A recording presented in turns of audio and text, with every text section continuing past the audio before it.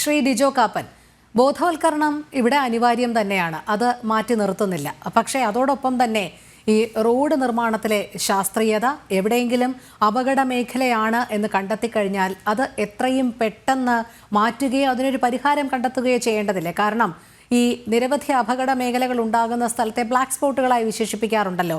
അവയിലൊരു തുടർ പഠനം വേണമെന്ന് റോഡ് സേഫ്റ്റി അതോറിറ്റി പലതവണ സർക്കാരിന് നിവേദനം നൽകിയതാണ്. പക്ഷേ അതിലൊന്നും കാര്യമായ ഇടപെടലുകളോ തുടർ നടപടികളോ ഒന്നും ഉണ്ടായിട്ടില്ല എന്നാണ് ഏറ്റവും ഒടുവിലായി വരുന്ന കണക്കുകൾ സൂചിപ്പിക്കുന്നത്. അപ്പോൾ നമുക്ക് പൗരനെ ബോധവൽക്കരിക്കാം, പൗരനെ നിയമം പഠിപ്പിക്കാം, പൗരനെ റോഡ് ഗതാഗതം അതിൽ പാലിക്കേണ്ട മര്യാദകൾ ഒക്കെ പഠിപ്പിക്കാം.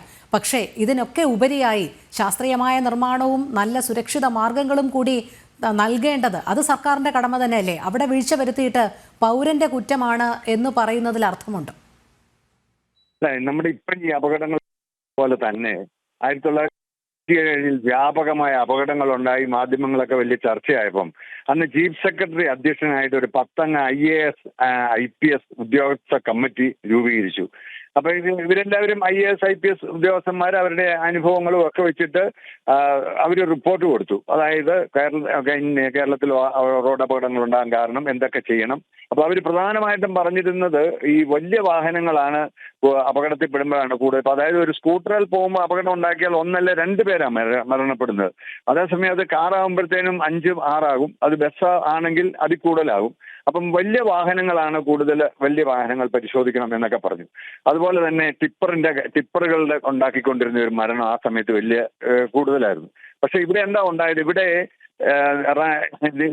1993 ഈ വണ്ടികളിലെല്ലാം സ്പീഡ് ചെക്ക് ചെയ്യാനായിട്ട് ഗവർണർ പിടിപ്പിക്കണമെന്ന് പറഞ്ഞു.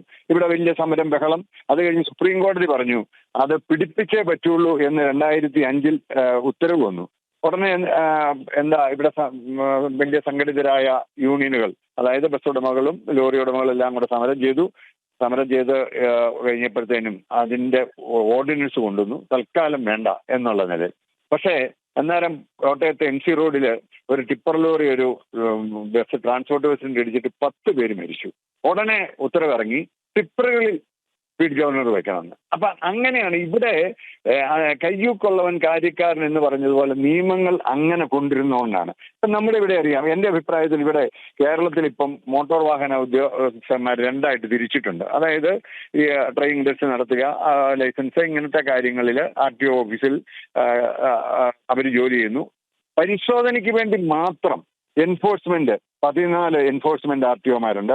അതിന് 85 ഓഫീസുണ്ട്, 85 MPമാരുണ്ട്, 170 AMEമാരുണ്ട്. അതിനകത്ത് ഇത് രൂപീകരിച്ചപ്പം എൻഫോഴ്സ്മെന്റ് സേഫ് കേരള എന്ന അതിന്റെ GO പോലും.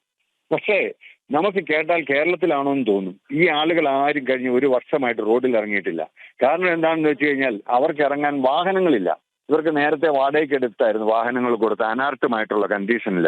ആ വാഹനങ്ങൾ മുഴുവൻ ബ്രേക്ക് ഡൗൺ ആയി. ഈ ഗസറ്റഡ് റാങ്കിലൊക്കെ ഉള്ള ഉദ്യോഗസ്ഥന്മാരുടെ ബസ്സിൽ പോയി ഇത് നോക്കാൻ പറയാൻ പറ്റുമോ? ഒരു കാര്യം നമ്മൾ ഓർക്കണം, അവർക്ക് 50,000 രൂപ വെച്ച് ഒരു മാസം വണ്ടി പിടിക്കാൻ കൊടുത്താൽ പോലെ ലാഭമാണ്. അതിനകത്ത് ഇവർക്കൊക്കെ ടാർഗറ്റ് കൊടുത്തിരിക്കുക. AME 1.5 ലക്ഷം രൂപ പിരിക്കണം, അതുപോലെ തന്നെ ME 4 ലക്ഷം രൂപ പിരിക്കണം. 4 ലക്ഷം രൂപ പിരിക്കുന്ന ME ടാക്സി എടുത്ത് പോയാലും 3.5 ലക്ഷം രൂപയാണ്. ജനങ്ങളുടെ കുറെ പണം പോവുമെങ്കിലും ഇവരൊക്കെ ഉദ്യോഗസ്ഥന്മാർ റോഡിൽ നിൽപ്പുണ്ടെന്ന് കഴിഞ്ഞു കഴിഞ്ഞാൽ ഡ്രൈവർമാരുടെ ശ്രദ്ധ എപ്പോഴും കുറെ കൂടെ വിജിലന്റ് ആയിരിക്കും. അവർ കെയർഫുൾ ആയിട്ട് വണ്ടി ഓടിക്കും. നമ്മുടെ ഇവിടെ ഇപ്പൊ AI ക്യാമറ വെച്ചു. AI ക്യാമറ വെച്ചിരിക്കുന്നത് എന്തിനാ? ജനങ്ങളുടെ കയ്യിൽ നിന്ന് ഇത് പിടിച്ചെടുക്കുക എന്നുള്ള ഒരു ലക്ഷ്യത്തിലൂടെ. അതിന്റെ പേരിൽ അപകടം കുറഞ്ഞിട്ടില്ല. ഈ AI ക്യാമറയുടെ കാര്യം പറഞ്ഞാൽ തന്നെ 528 കോടി രൂപയാണ് കഴിഞ്ഞ പോലെ AI ക്യാമറ റിപ്പോർട്ട് ചെയ്ത്. അതിൽ 400 കോടി രൂപയും പെൻഡിങ്ങാ. അത് ഞങ്ങൾ അതേക്കുറിച്ച് അന്വേഷിച്ചാൽ പറഞ്ഞു ഇത് AI ക്യാമറയ്ക്ക് ഇത് ശരിയാണോ, ഇത് വന്നിരിക്കുന്ന ഒഫൻസ് കറക്റ്റ് ആണോ എന്നൊന്ന് വെരിഫൈ ചെയ്തിട്ട് ഇവർക്കെല്ലാം കത്തയക്കാൻ ഉള്ള സംവിധാനം അത് മാനുവലായിട്ടേ ചെയ്യാൻ പറ്റുള്ളൂ. അതിനുള്ള സ്റ്റാഫില്ല. അപ്പൊ അങ്ങനെ കേരളത്തിൽ നിയമങ്ങൾ ഉണ്ടാക്കി വെച്ചിട്ട് ഇത് എൻഫോഴ്സ് ചെയ്യാൻ പറ്റുന്നില്ല എങ്കിൽ അത് നിയമം നടപ്പാകുന്നില്ല എന്ന് തന്നെയാണ് അതിന്റെ അർത്ഥം. അതെ, തീർച്ചയായും ഒരു ഭാഗത്ത് നിയമ സംവിധാനങ്ങളുടെ അപര്യാപ്തത നിലനിൽക്കുന്നുണ്ട് എന്നുള്ളത് തന്നെയാണ്.